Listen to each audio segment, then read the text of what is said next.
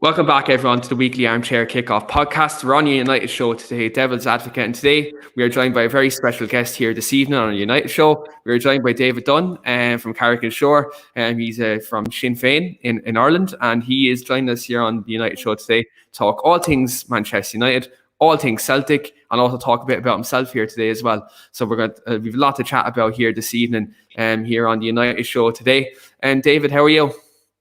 Good evening, Keane, and thanks very much for inviting me onto your show. It's an absolute pleasure, and good evening to all the guests and people watching in. I'm delighted that you asked me on. I'm a big sports fan. As you can see, I'm GA, soccer, but every sport. I watch anything, and I love sport, and I always have. And obviously, like every child, their dream was to play at the highest level, whether it be for Tipperary, for Ireland, for soccer, for Manchester United, or for Celtic.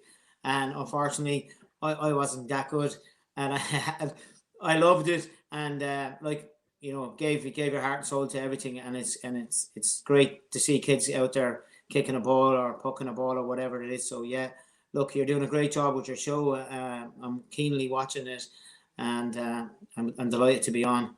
Just to give people a background, my name is David Dunne. I'm from Carrick-on-Shore. I'm a councillor for Tipperary County Council. I'm basically a community activist that got elected to a council. Community activist, so I help out my community. I try to promote my town, the district that I represent.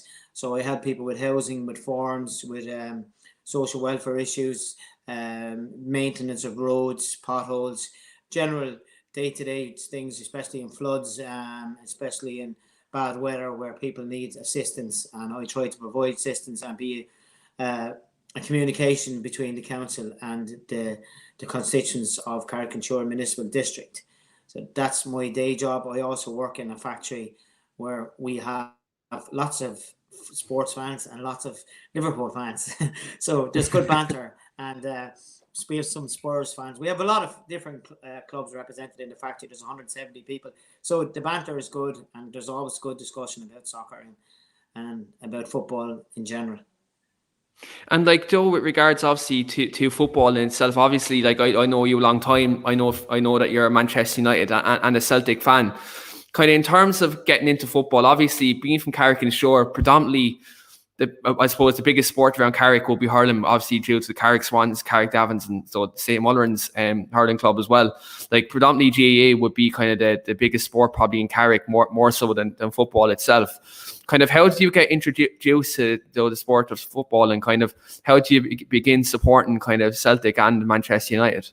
Well, it's my dad is a very strong GAA man, and he always had an emphasis on GAA for us. He was manager of the Swan Club senior hurling team, and we followed in his footsteps. So I didn't actually play a whole lot of soccer as a youngster, but he actually followed Manchester United. So there's a bit of an irony there, that he was a strong GAA man, but he followed Manchester United. And plus, I had a lot of uncles that followed Manchester United as well. So it was just followed on from what my dad did, and we followed Manchester United. And because it was easier to get view English games at the time and listen to English matches, like sometimes back in, I'm not giving away my age now, but I did have to listen to the weekday matches on a Wednesday night. You had to be listening to BBC 5 Live, lying on your bed with a crackling radio, trying to tune it in to get an update of what was happening in the matches. So it was easier to get to watch Manchester United and read about Manchester United in the papers. And so therefore we followed, both myself and my brother, we followed Manchester United, and we had all the cuttings from the papers. That's what we used to do then. We were so poor. We put all the cuttings on the walls of the famous cup wins and stuff like that, and the famous players, the Brian Robsons, the Mark Hughes, and all those would be my era. Norman Whiteside, that era that was always second best, unfortunately, to Liverpool, even though they played great and attractive attacking football is what I liked. So later on then, I was, because of my politics and left-wing politics, I drifted towards Celtic, and a friend of mine from Killinall, where I was working in a previous job, asked me would I like to travel to a game and I always wanted to see the stadium. Like I was after being to Old Trafford twice, so I saw I was after being to Manchester, and I was in the stadium and watched 2 games. I actually watched Liverpool and Liverpool and United game, so it was fantastic to be there in such a marvelous stadium. And then I got the opportunity to go to Celtic, and that kind of really opened my eyes to Celtic. And then I started really getting into Celtic and the history of Celtic and what it was all about, and how the club was formed, and what the ideology of the club, and that it was formed to feed the poor of Glasgow and the Irish immigrants that had left mainly Donegal and the north of Ireland. And that's when I started getting into the history of Celtic, and then obviously the '67 European Cup win, and the history that goes with it. But Celtic is unique in the Irish connections with the Irish players that played over here, but also Manchester United has a very strong Irish connection. So it was always, I'd always look out for the Irish players, and there's a young lad playing at Celtic at the moment, Leo O'Connor. He was a great centre half for Manchester United. You would know him well, Keane. Yeah. He's playing United. Celtic bought him for United, and he's down in Tranmere Rovers now. And I follow him. His dad works with me, and he's one of the managers below. So I keep in touch, and I keep track on what Tranmere and how Tranmere are going. And I think they're into a cup final, and they'll be playing in Wembley. If you put him and John O'Shea, together. John O'Shea got the breaks and went on to have a tremendous Manchester United career and a Waterford man. And Carrick-Culture is very close to Waterford. Yeah. I've met John O'Shea, and again, an absolute gentleman. Another friend of mine in work was best friends with John O'Shea. He was at his wedding and everything like that. So we got to meet him one day, and he's a lovely fella. And Leo O'Connor is obviously from Waterford City as well, so that's close to us.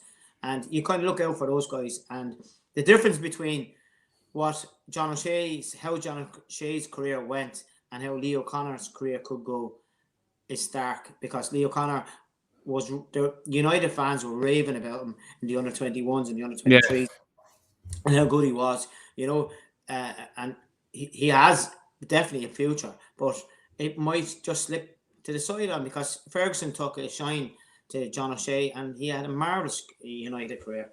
So you know what I mean? They're just the Irishness of the whole thing, and following players. And like obviously when Shane Duffy went to Celtic this year on loan, we thought that all our dreams had come true, that we were going to get this bullish character, and he was going to knock Rangers all over the place. And unfortunately, it didn't work out.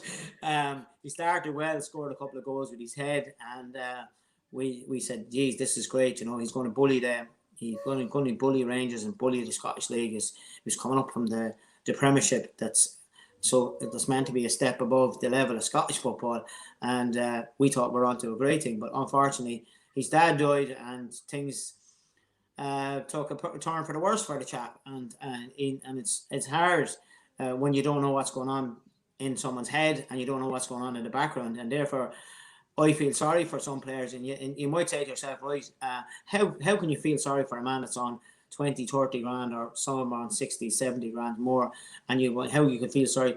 But you actually look at, we don't know what they're dealing with on a day-to-day basis, and we don't see what's happening on the training ground on a day-to-day basis. We're as fans, we can only see them playing every week, and we, of course, we'll shout for the sideline saying, oh, he's crap or whatever, he needs to go. But there is things go on in the background, and players' career can take a dip, and hopefully his career will come back up because he's a good guy, Yeah, that's you see how I got involved. That's how I got involved with Celtic. A guy from Killinall, of all places, introduced me to Celtic, and I went over there, and the bars and everything that goes with Celtic is just phenomenal. And I'd advise anybody watching this to get to Celtic once in your life to watch a game, and the atmosphere is just tremendous. I was over there last year with my son. He's at his first game, and they won 5-0. I think it was tremendous. It was 6-0, and he got to see 6 goals. And Celtic were really, really going well. They were playing well, and the atmosphere was just phenomenal. The whole stadium standing up for a league game, and the atmosphere always European nights, and people would have watched Champions League a lot, and they would have saw Celtic games. That people that don't normally follow Celtic would have watched them, and they would have seen the atmosphere there, and the fan base they have. They follow the club everywhere, and they're just good natured, saying get drunk, saying get drunk. You know what I mean? And there's never blackguarding. There's like I've been to Celtic a good few times, and I've never ever seen trouble at the game. I've never seen trouble outside the ground. I've never seen anything. And Glasgow is a tough city, and I've never been involved in anything. I've never seen. And we went over with 10, 15 lads, and never had any trouble whatsoever. So it's a great place to go. The atmosphere is always good, and you're guaranteed a great time in Glasgow.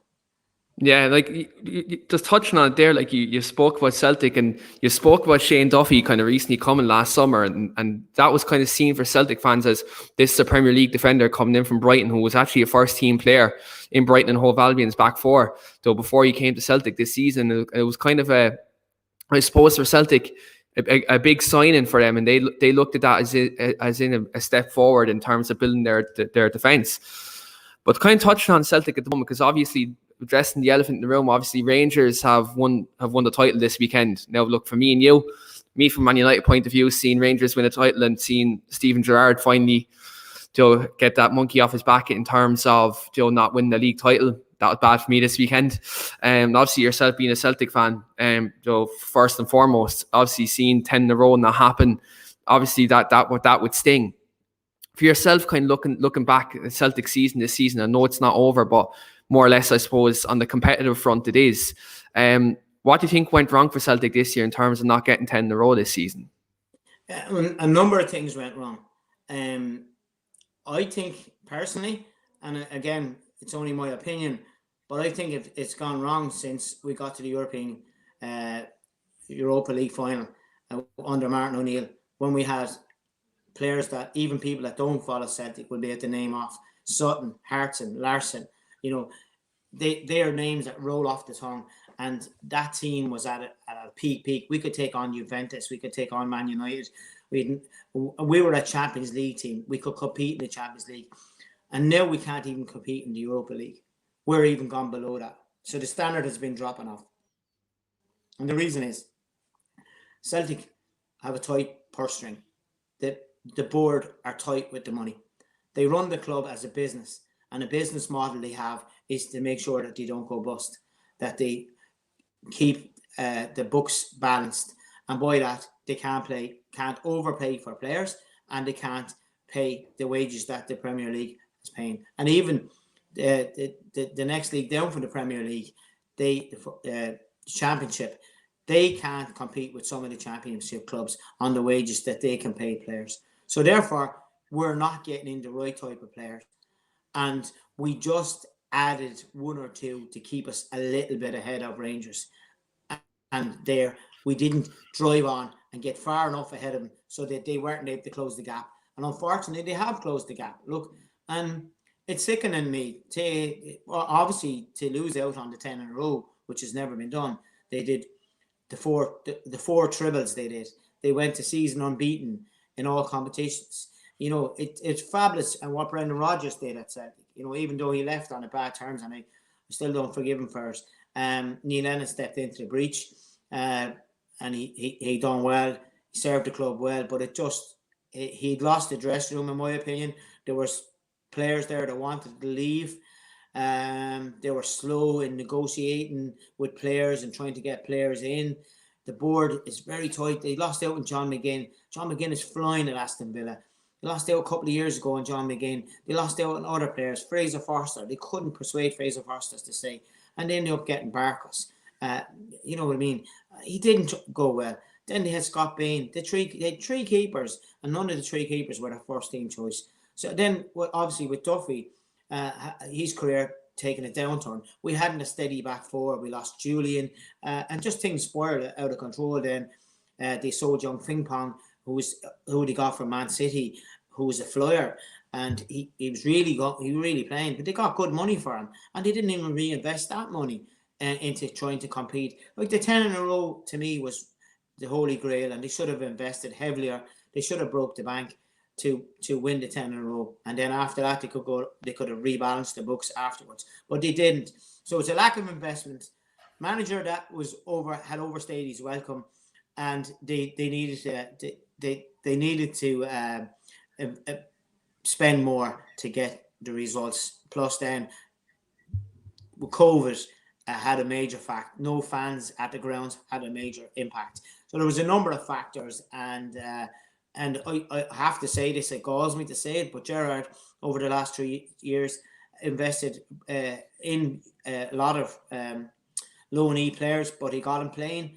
He got them going well, and their record in Europe is very good this year. So I congratulate him on their first title, as the club was liquidated back in the day. So they are now debt Rangers and not Rangers. So they have won one title and not 55 titles. So that's my little dig at Rangers.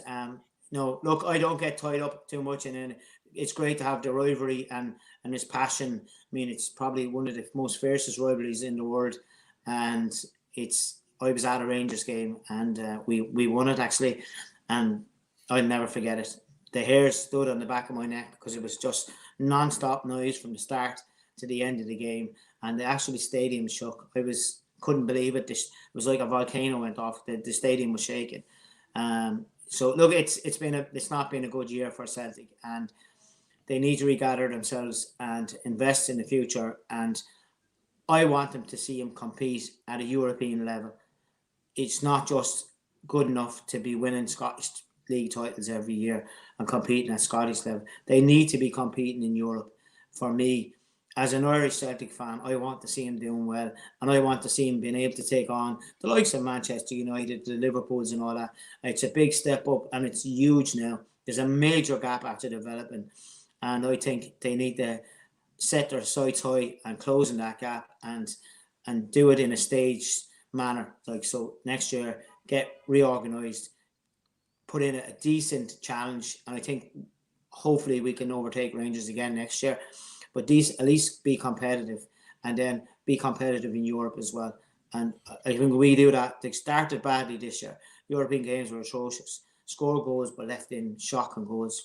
Couldn't defend from set pieces. Big problem with set pieces all year. This half and half zonal marking and man marking just didn't work at all. Yeah, and like you touched on it there, like obviously with Celtic at the minute, like you said, you want them to compete on a European level, obviously compete domestically again. In terms of competing on a European level, the famous night in Celtic's history was back in 2003 when they got to the UEFA Cup final. At that time under Martin O'Neill, and Neil Lennon was actually one of the members of that squad at that time back in 2003. Yeah. And you name some of the players there that played in that squad, obviously the Henrik Larssons of the world, John Hart's and Chris Sutton, players like that who were within that Celtic squad who were top players at their time. When you look at that 2003 team and you look at the Celtic squad now, you look at the kind of current state of the club at the moment, what do you think it will take for the club to progress to even be competitive in Europe again? Like what do you think it'll take? Do you maybe think they have to maybe bleed in a bit more youth and maybe take a more young approach and maybe look at that? Or do you maybe think Celtic need to throw the checkbook at it? Look, it's a combination in both, right? That I remember that well because I was involved in the Celtic Supporters Club in Waterford, and I used to go to Waterford to watch the games with other Celtic fans. And Port Ortega Emerald Celtic supporters, shout out to any of them that are watching it. We used to go down to Waterford. I remember playing Blackburn Rovers. We played Liverpool on the way to getting to that 2003. It was Jose Mourinho done us out of that with a dodgy penalty. It was his team, Porto, beat us. That was a phenomenal side. They had a guy called Lubo Murachev, and he's still one of my favourite players. He was absolute genius, a bit like Bruno Fernandes for United. He was that quality. He could make things happen. He was just a key that could unlock a door. He was just exceptional. And then they had the two big boys up front, and of course Larsson, which was world class. He went on to play for Manchester United. Another connection between United and Celtic. Brian McClare being another one. He went on to play for Manchester United, and he went on to play for Barcelona. So the chap was world class, and he gave his career at Celtic, which will never be forgotten for it. So what they need to do, in my opinion, first of all, they shouldn't be selling the players as cheap as they're selling. They sold Tierney for 25 million. Ask any Arsenal fan, that's a robbery. They robbed us. They sold Van Dijk to Southampton, and you saw what Van Dijk did at Liverpool, and you see what they're like without him. So that's just two players I can name. They need to spend money and get in a couple of marquee signings. They also need to blend in the youth players. We have a great youth academy. There's a lot of good players in the youth system. In the youth system, and we need to get them through, and we need to trust them. There's a guy called Karim Dembele, another Dembele.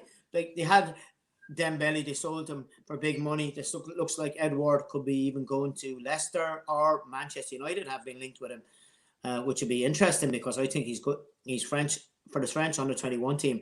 He's a phenomenal record and he is a phenomenal player.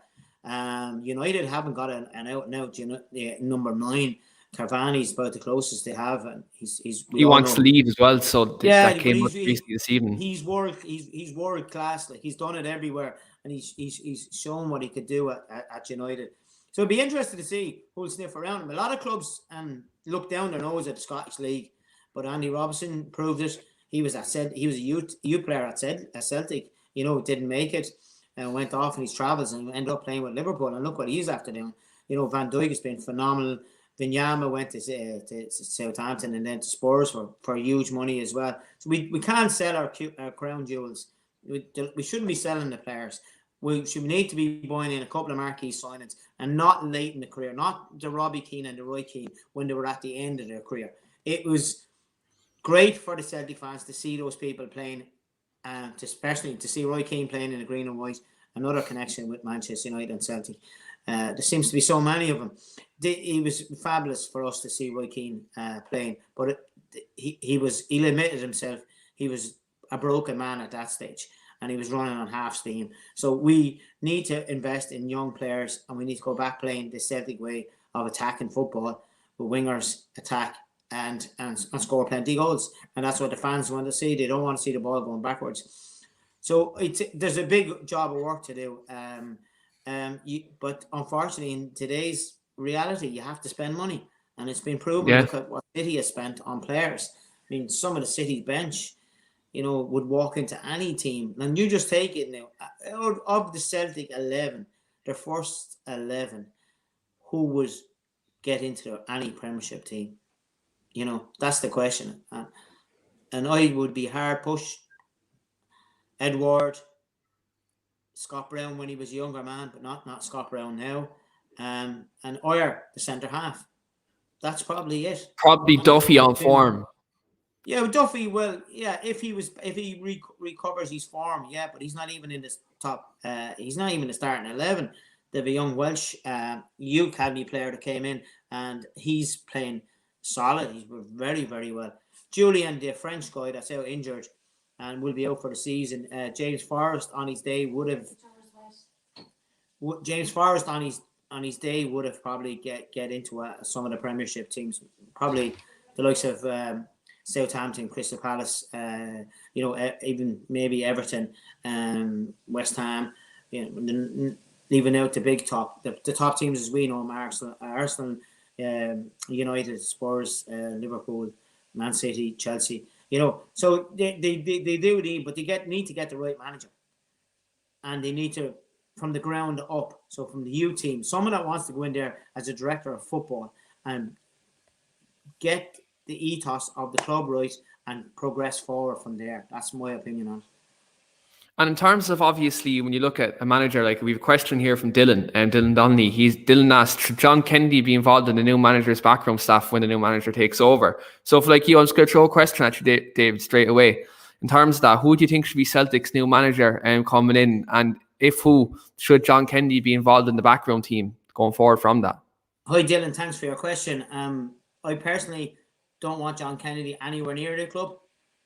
He played for the club and he's a good servant to the club, but he's not part of the solution. He's part of the problem.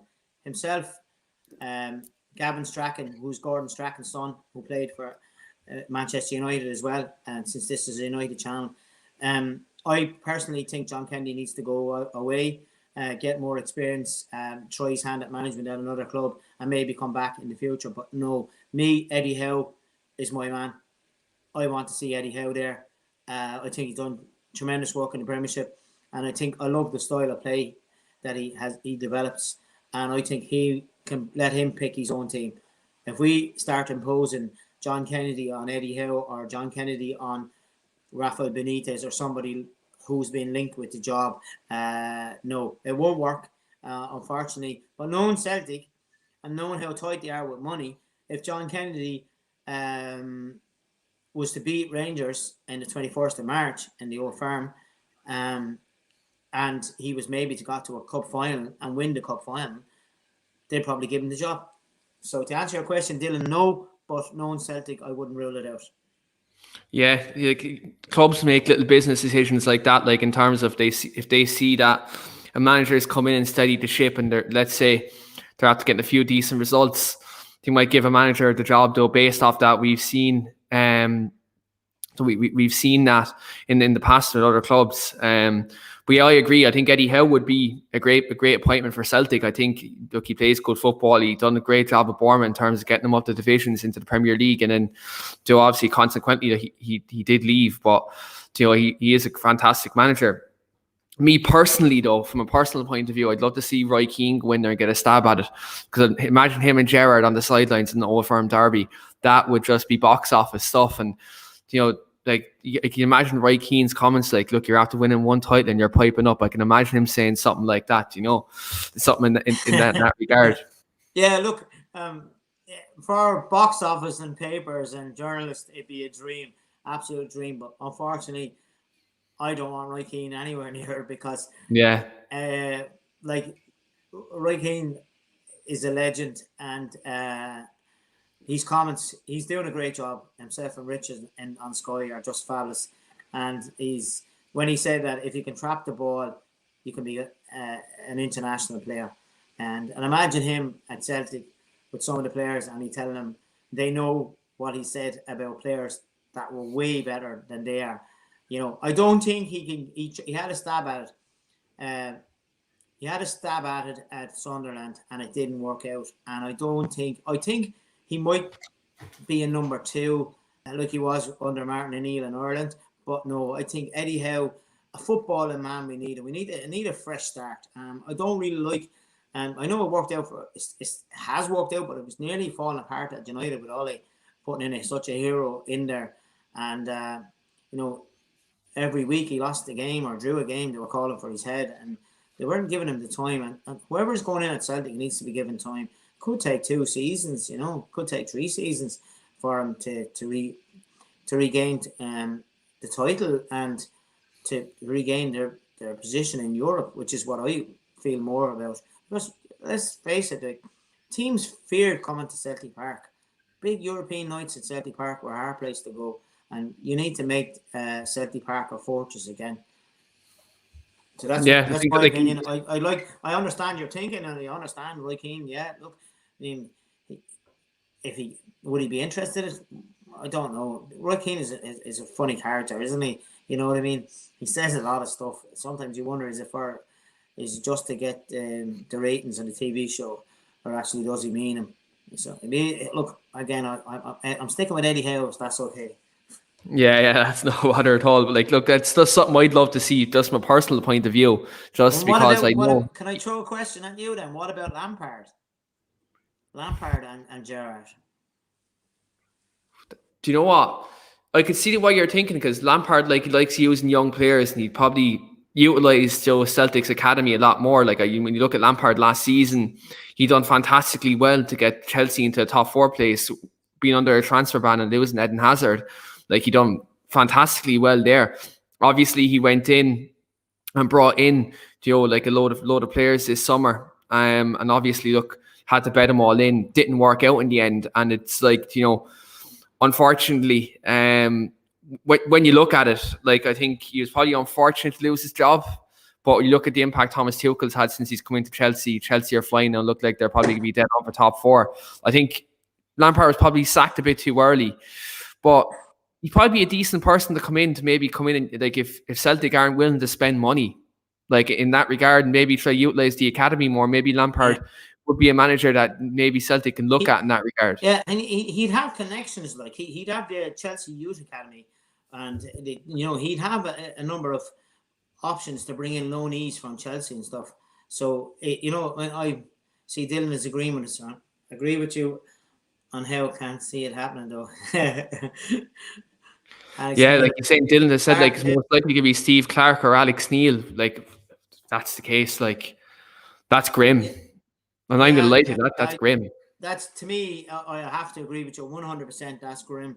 But look, I heard Michael O'Neill's name be mentioned, former Northern Ireland manager. Even Mick McCarthy's name was mentioned. Look, he was sacked out, and he was Turkey. He went and he came back to Cardiff, and he has Cardiff flying. So look, strange things happen in football, as Jimmy Greaves used to say. It's a funny old game. So, but Eddie Howe, to me, and please make it happen. Whoever Dermot Desmond, or break the bank and pay the man the money. That's what I say. Yeah, definitely. I think from a coaching point of view, he would be a fantastic appointment, and someone who would definitely improve your players from a coaching aspect. But kind of, since we're on Devil's Advocate, and it is the Manchester United show here on the Weekly Armchair Kickoff podcast, in fact, you're a Man United fan, I'm mad to pick your brain here in terms of the Manchester United at the moment, in terms of how we're going. Obviously, like, look, on this channel, we've all different opinions in terms of, how the club is going, in terms of different players, different situations, etc. Like, so to kind of pick your brain on kind of Ole Gunnar Solskjaer. Obviously he's in the job over 2 years now. Currently second in the league this season. Kind of just recently beat Manchester City on Sunday. I just had to get that in there again. Regards to that, just had to get that in there again. But in terms of like Ollie's tenure, in terms of 2.5 kind of so years that he's been at the club, kind of how would you assess Ollie's tenure at the club, and how far do you think he can actually take us as manager of Manchester United? Well, first of all, what a tremendous victory against Manchester City. And like, he out-tacticked Guardiola. Pep. He out-cracked it, so he deserves a lot of credit. And I didn't see him getting the credit that he deserves. Yes, United team are a bit of a Jekyll and Hyde at the moment. If they had won the Sheffield United and Crystal Palace games, if they'd won them, they'd be in touching distance of challenging for the title. I think Ollie's done a great job. I think Mike Phelan and Carrick at the background are doing a tremendous job. They know they haven't got 2 world-class centre-halves. They know that. So a lot of their teams are based on protecting the 2 centre-halves they have. And that's why a lot of the times they have to play McTominay and Fred in front of them to protect them. And they've done a great job against Man City. They have a front 5, to me, is as good as any front 5 probably in the world, in my opinion. And then, like Rashford on his day, Cavani, Bruno, Greenwood, they are class players. You know what I mean? Martial is a bit of he gets a lot of stick, but he has it in him. There's a player in him, without a doubt. So Luke Shaw, I was laughing at Luke Shaw last year. I couldn't believe how bad he was and how he's transformed his career this year and won the Saka. So United are doing well. I think Ollie deserved the time he was given. Hopefully he can finish it off with a bit of silverware, because at the end of the day, it's all about bringing trophies to whatever club you support, and the fans want silverware, and he needs silverware. He got to 4 semi-finals and he didn't win any of them. So he's going to be judged on winning something, whether it's a cup, whether it's getting to European Cup final and trying to win it. He needs to win a trophy, and then I think everything will settle down. But look, the way things have gone at United since Ferguson, I think Ollie deserves great credit. He's not my style of manager. I prefer a guy jumping up and down on the bench and running around the place. And so I get frustrated when I see him sitting in the dressing room with this blank expression on his face, especially when they're playing bad. It just annoys me. I can't get out and shouting at the players and trying to, but obviously that's his style and it's working.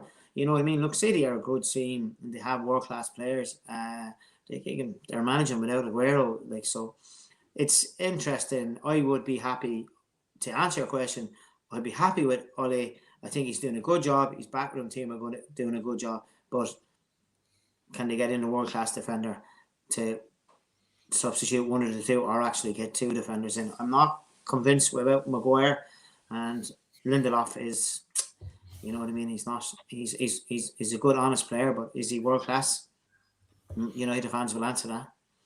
Yeah, like look, when you look at the two centre halves, I think for me, like I'm just touching on Sunday. I think like I done my review of the game yesterday, and like I gave the two centre halves like Maguire and Lindelof a lot of praise because they seemed a lot more confident yesterday. They both had a very good performance, and it was probably their best performances in a long time in a Manchester United shirt. But I think a lot of that actually, in terms of their performance yesterday, a lot of that performance came down to Dean Henderson behind him in the goal. In terms of like command and presence, and someone who they knew if they messed up behind, they had a keeper behind them, Joe, who is a command and presence and can sweep and actually come out off his line, which to have the head, so it doesn't do. And he's never done in his United career, and it's this season especially he's getting caught with that.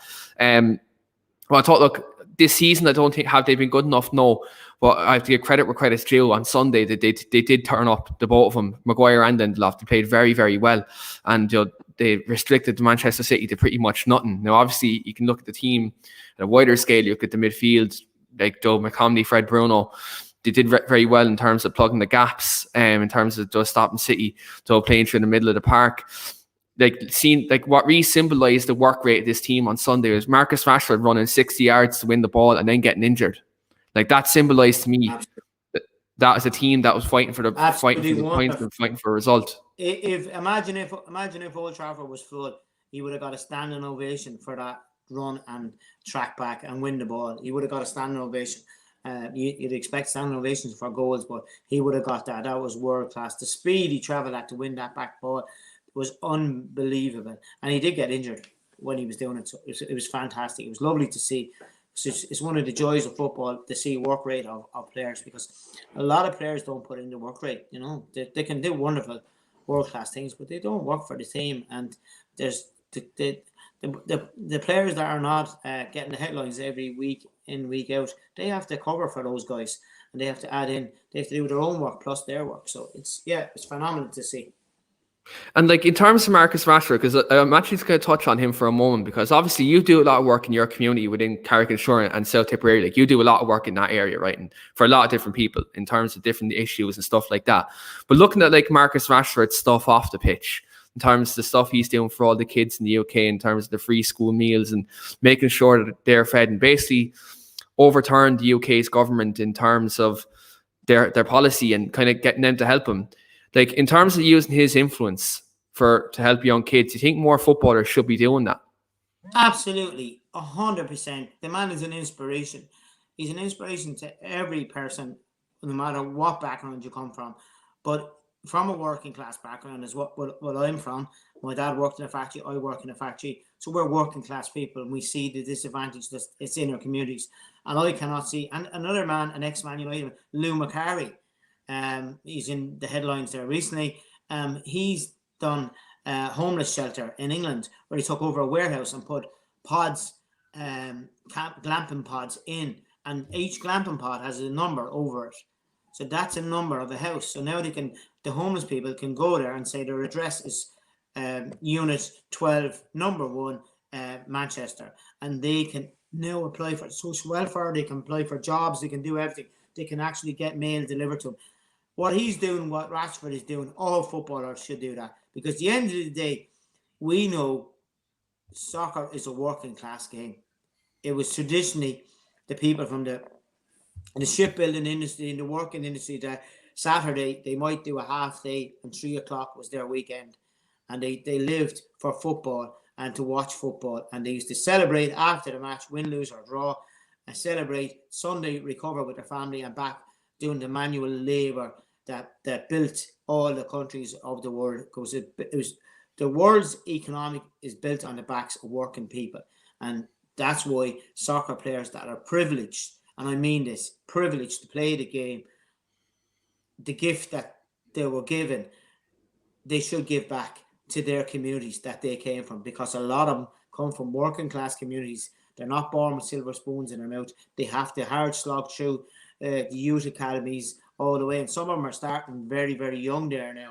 So what Marcus Ratchford is doing is an inspiration, and the way he's taken on the Tory government in England, is they're a right wing government that never cared about the poor people, never cared about the miners, and that's what he's doing is just phenomenal.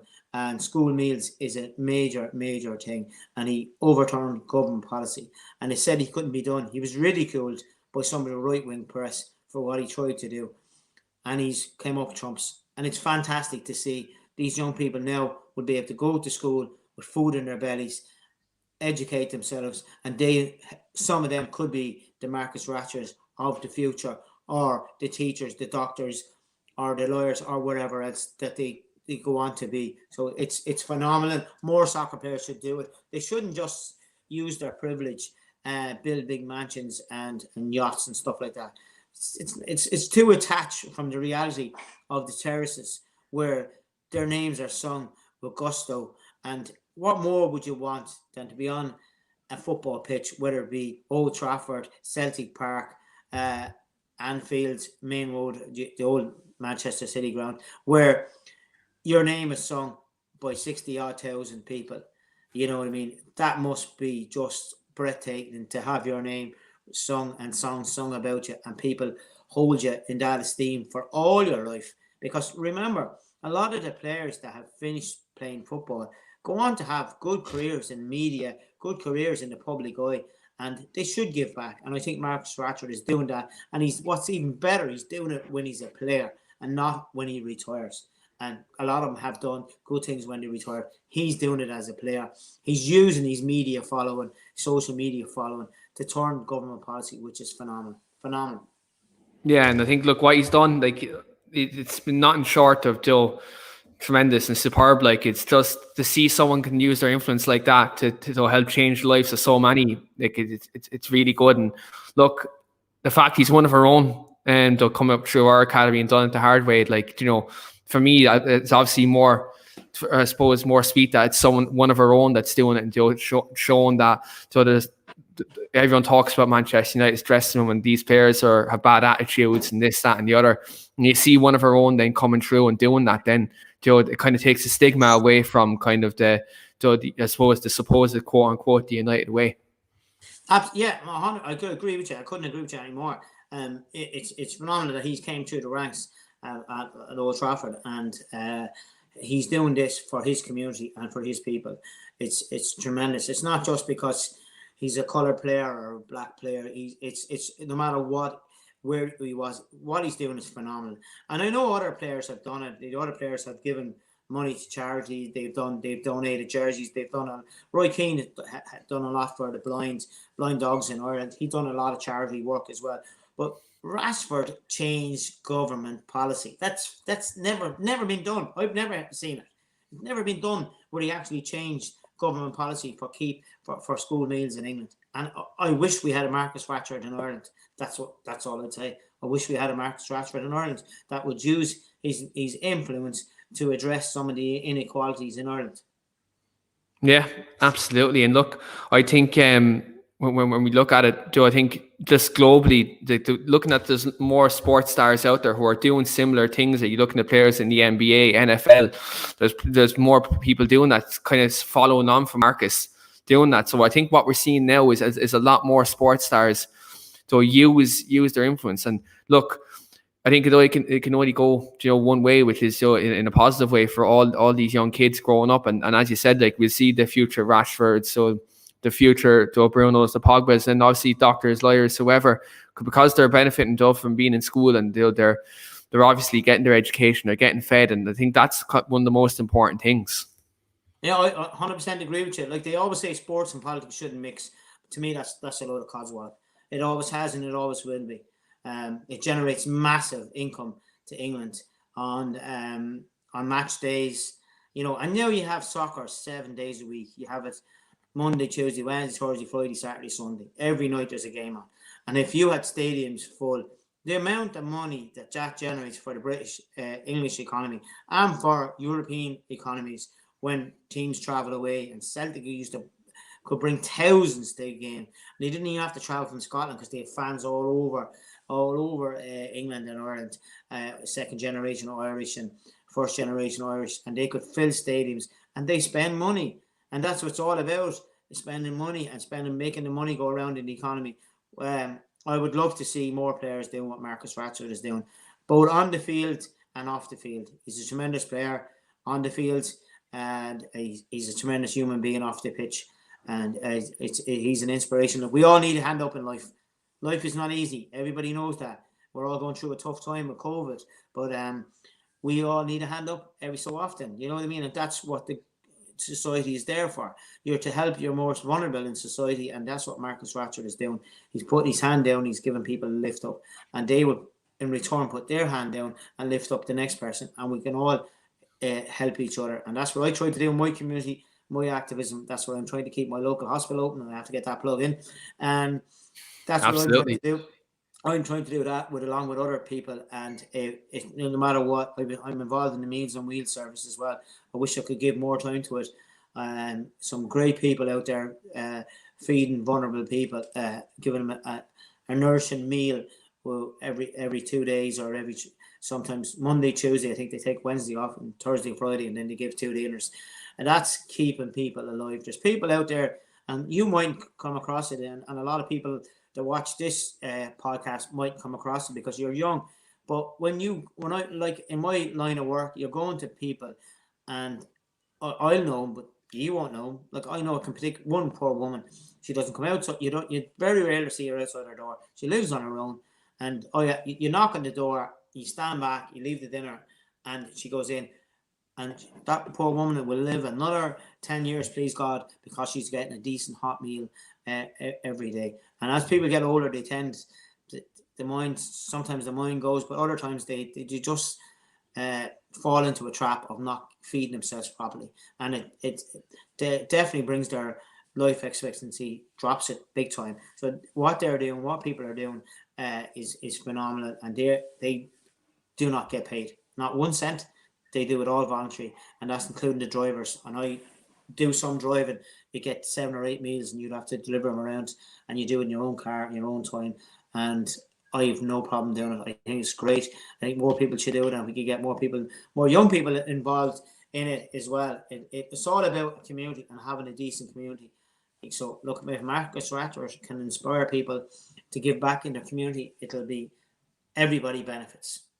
And as you said, and things like that, like if someone inspires someone to, what that has is a snowball effect, has a knock on effect, and you see it kind of happen then kind of at a countrywide scale. You see a lot more involvement in these types of things, whether it's Meals on Wheels, whether it's free school meals, whether it's people participating in their local community in terms of helping the vulnerable, whether it's anything like that, you see kind of a snowball effect with it. So I hope you're right in that respect, that it does create a lot more community help, whether it's in the UK, whether it's in Ireland, whether it's anywhere else. Hopefully you see that kind of effect happen from a longer term perspective. But Dave, kind of looking at kind of your time kind of supporting United as well, with regards to, obviously you've seen many different eras. You've seen the Sir Alex Ferguson era. You probably would have seen just the early Sir Alex Ferguson era up until obviously the success of the 90s, 2000s, and kind of going into the kind of the 2010, past the 2010 kind of era too. For your time supporting Manchester United, like kind of what was your favorite kind of couple of memories that you've had kind of supporting the club? Well, obviously Terry Sheringham and Ole Gunnar Solskjaer, that European Cup final, that will live long in the memory. But on my earlier career watching United, and Brian Robson, Paul McGrath, Norman Whiteside, that team that won the FA Cup when Kevin Moran got sent off. That's another iconic Irishman that got sent off in an FA Cup final. That not famous Norman Whiteside goal.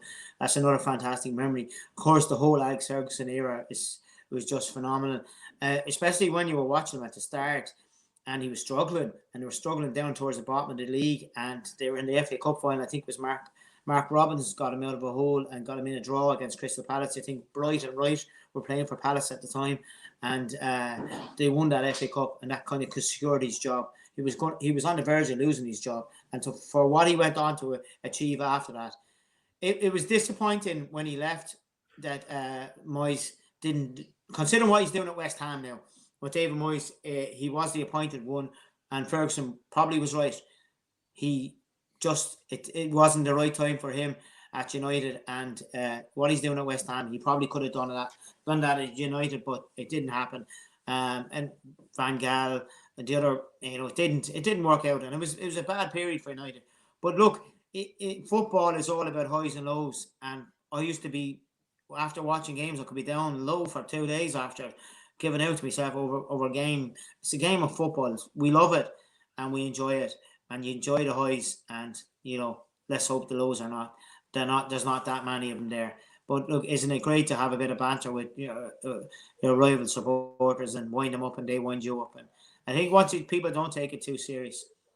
I did meet a United fan one night, and I think there was Leeds fans were singing the Airplane song to him, and let's say he threw a bottle at him, and he turned to me and he said, "Do you think I was out of order?" He said, and I said, "I don't really know." I said, "But I think you're talking a bit too serious." You know what I mean? Like, so on a level, United and Celtic are two massive clubs, massive following, big stadiums, and look, United steamrolled everybody under the Ferguson era, and the way he could change these teams, and the way he would manage players, and tell the likes of Yapstam, out you go, and get in someone else, even Beckham.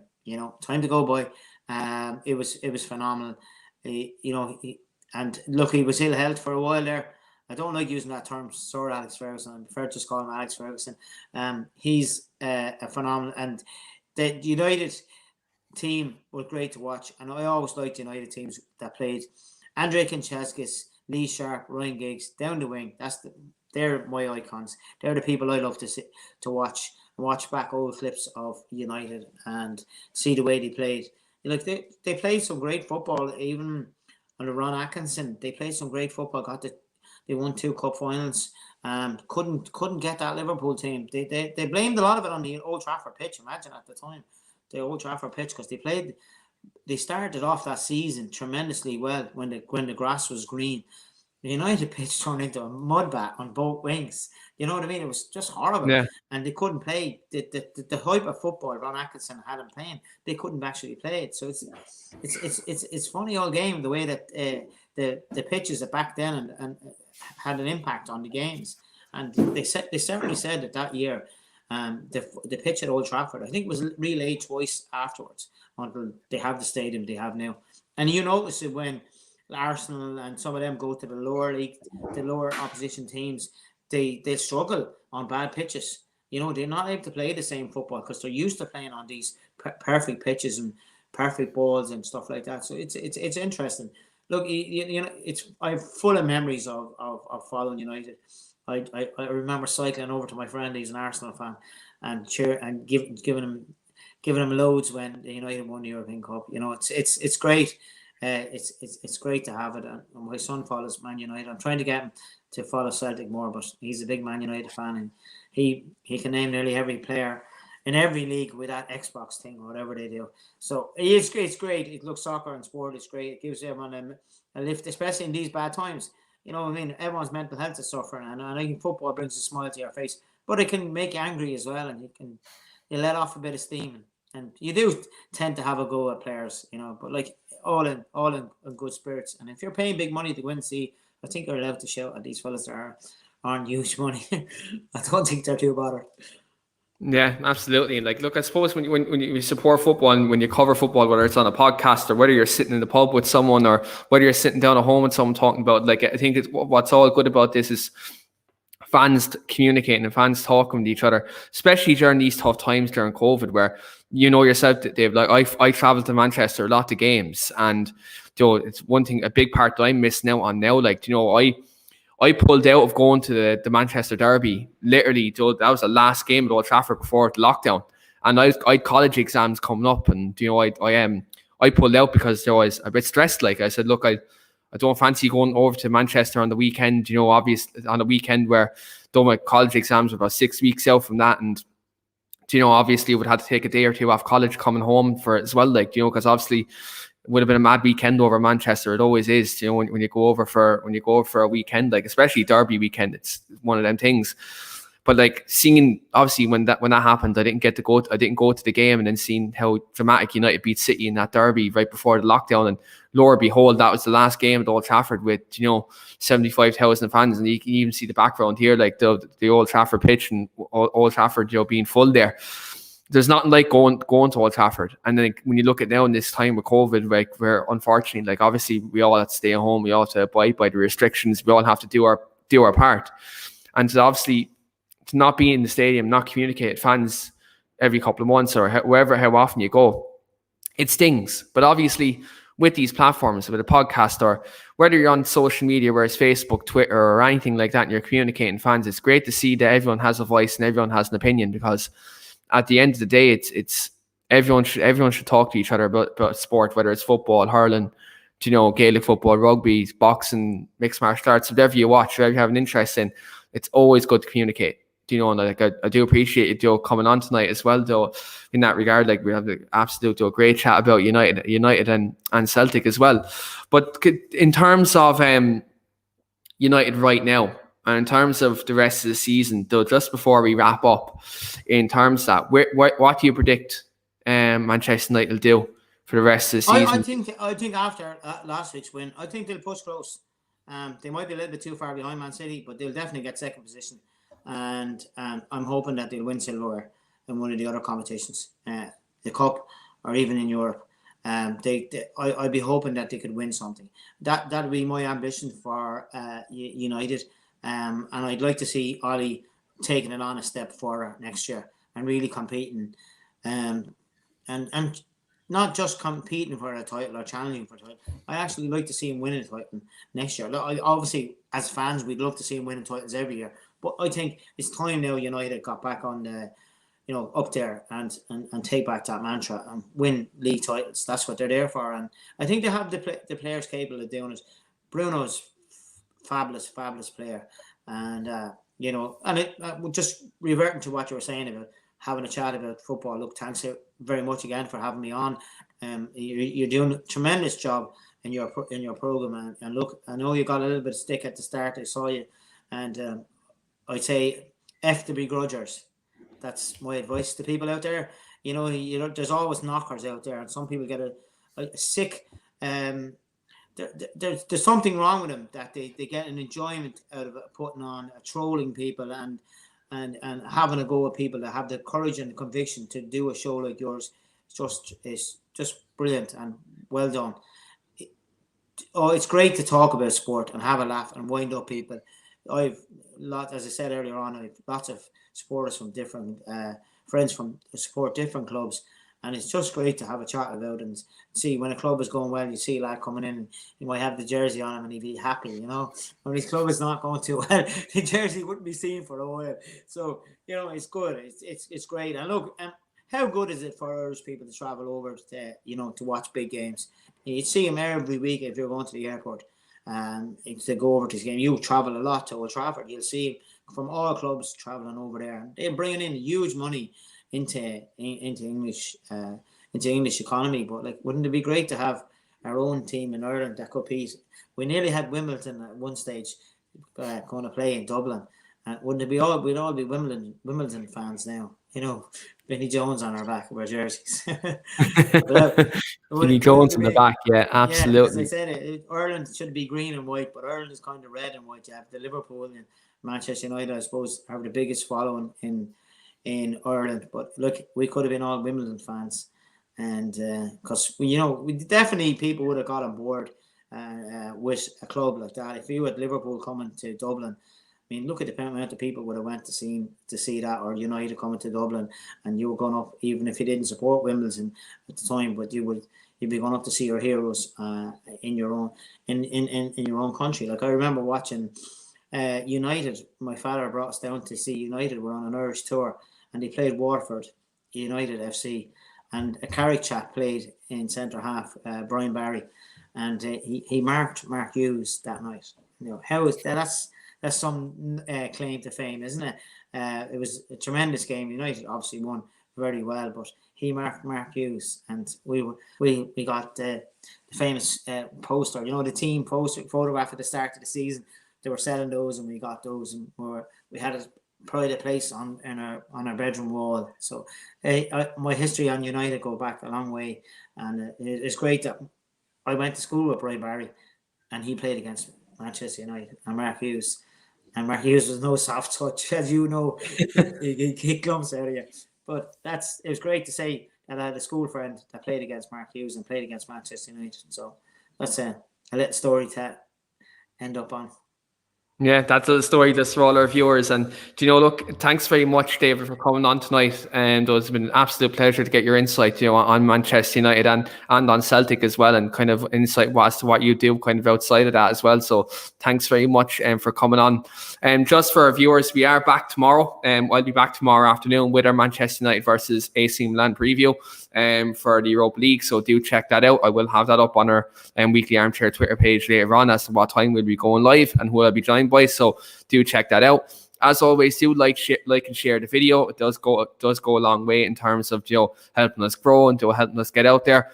And also do subscribe, because there is a lot of stuff coming this week. We do have our North London Derby preview on our London show, the London Lowdown, and that's coming this Friday evening as well. Sean Maroney will be joined by an Arsenal fan and by a Tottenham fan, where they'll be going head to head, talking about both clubs. And look, at the moment, they're nowhere near us as the United fans, so we don't have to worry about that. But do tune in, because yourself, the banter between Arsenal and Tottenham fans is mighty. So do check that out.